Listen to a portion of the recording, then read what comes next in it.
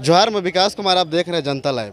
अभी 6/8/2023 को एक आदेश फील्ड फायरिंग रेंज का आया, जिसके बाद चतरा के 4 प्रखंड हंटरगंज, चतरा, कन्हाचट्टी और इटखोरी को विस्थापन करने की बात हो रही है।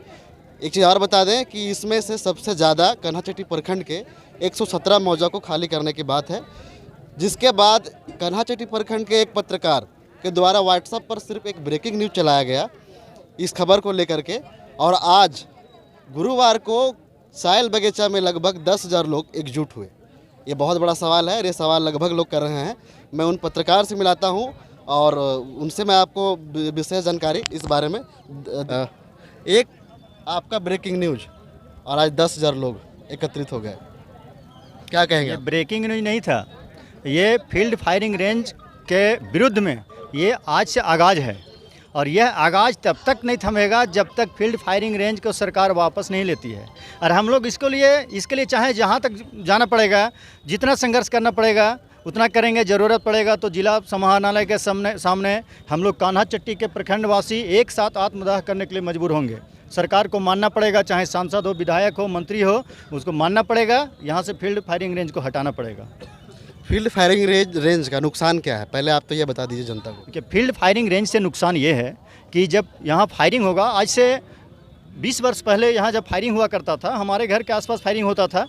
हम लोग देखते थे कि जब फायरिंग होता था, गोला जो छूटता था, जो सैनिक लोग छोड़ते थे, मेरे घर के ऊपर से गुजरता था तो लगता था कि वज्रपात हो रहा है और उससे कई दीवार हमारा टूट जाता था, दीवार में दरारें आ जाती थी और गर्भवती महिलाओं के गर्भपात हो जाता था। अब पुनः वो होने जा रहा है, जिसको हम लोग बर्दाश्त नहीं करेंगे, चाहे इसके लिए जान क्यों नहीं देना पड़े।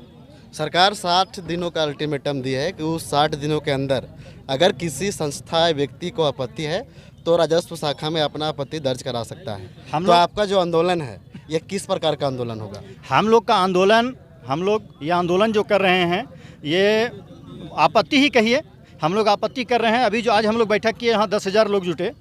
मैंने जब व्हाट्सएप पे चलाया, लोगों से आग्रह किया, अपील किया कि भाई इस संघर्ष में सारे लोग योगदान दीजिए। सारे लोग योगदान दिए, विशेष करके हमारे विनय भैया भी हैं और वो भी कुछ बताएंगे। इस संघर्ष में उन्होंने, अशोक भैया, भीम भैया, सारे लोग इसमें जमकर सहभागिता निभाए। और आज ऐसा हुआ कि यहाँ 10,000 लोग जुटे, लेकिन ज़रूरत पड़ा तो जिला में 10,000 नहीं, कान्हाचट्टी प्रखंड से 1 लाख लोग जाएंगे और पूरे चतरा को जाम कर देंगे। ज़रूरत पड़ा तो रांची जाएंगे, दिल्ली जाएंगे, रांची में जाम कर देंगे, जा कर के CM हाउस घेरेंगे और वहाँ जा कर के हम लोग धरना प्रदर्शन करेंगे। पूरे रांची को 24 घंटा हिलने नहीं देंगे। चतरा जिला के जो कन्हाचट्टी प्रखंड है, इसमें 117 मौजा में से 117 मौजा को खाली कराया जाएगा। बाकी के हंटरगंज है 50% लगभग 107 मौजा, चतरा के लगभग 50 मौजा और इटखोरी के लगभग 49 मौजा को खाली कराने की बात कही जा रही है। देखिए, ये टोटल 321 गांव आता है, जिसमें फील्ड फायरिंग रेंज के दायरे में आ रहा है, जिसमें कान्हाचट्टी में 117, हंटरगंज से 107, चतरा से 50 और इटखोरी से 70 लगभग गांव जो हैं, टोटल 321 गांव आते हैं। ये इसका मैंने नोटिफिकेशन में ये 321 गांव का नाम है। और यहाँ के लोग, आज कान्हाचट्टी में विरोध हुआ है, इटखोरी में होना है, 20 तारीख को हंटरगंज में भी है। ये अभी प्रखंड स्तर पर लोग विरोध प्रदर्शन कर रहे हैं। आज भी हम लोग यहाँ से भी जाएंगे, वीडियो के माध्यम से हम लोग राष्ट्रपति को एक ज्ञापन सौंपेंगे कि हमारे यहाँ से फील्ड फायरिंग रेंज हटे। आज हज़ारों लोगों को जो जुटान हुई थी, इसमें एक प्रमुख चेहरा ये भी थे विनय सिन्हा, जिनका मुख्य किरदार था हज़ारों लोगों को जुटाने में। क्या कहेंगे, किस तरह का योगदान, ये आपका जो आंदोलन होने वाला है किस तरह का आंदोलन होगा?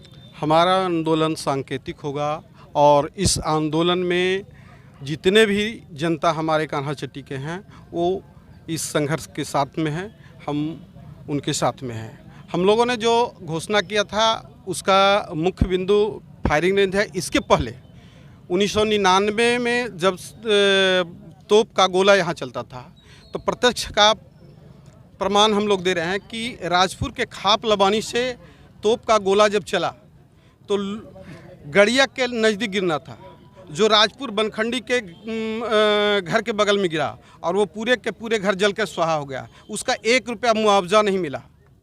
तो हम लोग ये चीज़ को देखे हुए हैं कि जब भी हुआ है तो इसका कोई निष्कर्ष नहीं निकलता है। इसलिए हम लोगों ने तय किया कि ये आंदोलन बिना किए हम लोग इस आंदोलन को तोड़ नहीं सकते हैं। एक सवाल और महत्वपूर्ण सवाल है जो लगभग सभी के दिमाग में चल रहा है कि विस्थापन जब लोगों का होगा तो क्या सरकार के द्वारा मुआवजा वाला भी ऐसा कोई बात है क्या? देखिए, विस्थापन नहीं होना क्योंकि है। नोटिफिकेशन में नहीं है ऐसा। विस्थापन नहीं होना, यहाँ से लोगों को हटाएगा नहीं, लेकिन हटने पर लोग मजबूर हो जाएंगे। सरकार यहाँ जब फायरिंग होगा तो पहले नोटिस करेगा कि भाई 8 दिन के लिए आप खाली कर दो। 8 दिन खाली होगा, आप खाना बदोश की ज़िंदगी जाके यहाँ के लोग जिएंगे, वही करेगा। यहाँ से किसी को हटाएगा नहीं, लेकिन हटने पर लोग मजबूर हो जाएंगे। जब गोला बारूद बीच से छूटेगा, यहाँ छूटेगा, तो बगल वाले घर कहाँ जाएंगे? वो तो निश्चित रूप से है कि मजबूरी होगा कि यहाँ से वो हटेंगे। दूसरी चीज़ है ना कि हम लोगों को चिट्ठी से ये साफ सुथरा नहीं हो रहा है। रेंज से लिख रहा है Sikid 10 kilometre, Pathel 11 kilometre, Amkuddar 11 kilometre, Kanhachatti 32 kilometre. इसका मतलब है कि ये रेंज हम लोग के बगल में ही है, जबकि Dumri Deori field firing range हम लोग इधर कहीं जानते ही नहीं कि फील्ड फायरिंग रेंज है। तो ये जो दोगली नीति है, ये समझ में नहीं आ रहा है सरकार का कि ये करने का क्या है।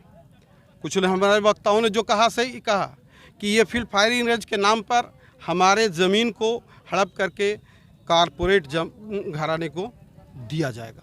आगे का कार्यक्रम कैसा होगा? आगे का कार्यक्रम जिस तरह से आज आगाज हुआ है तो अंजाम भी अच्छा होगा मंगलवार, और उसके बाद जिला घेराव। चलिए, बात करने के लिए बहुत बहुत धन्यवाद। धन्यवाद।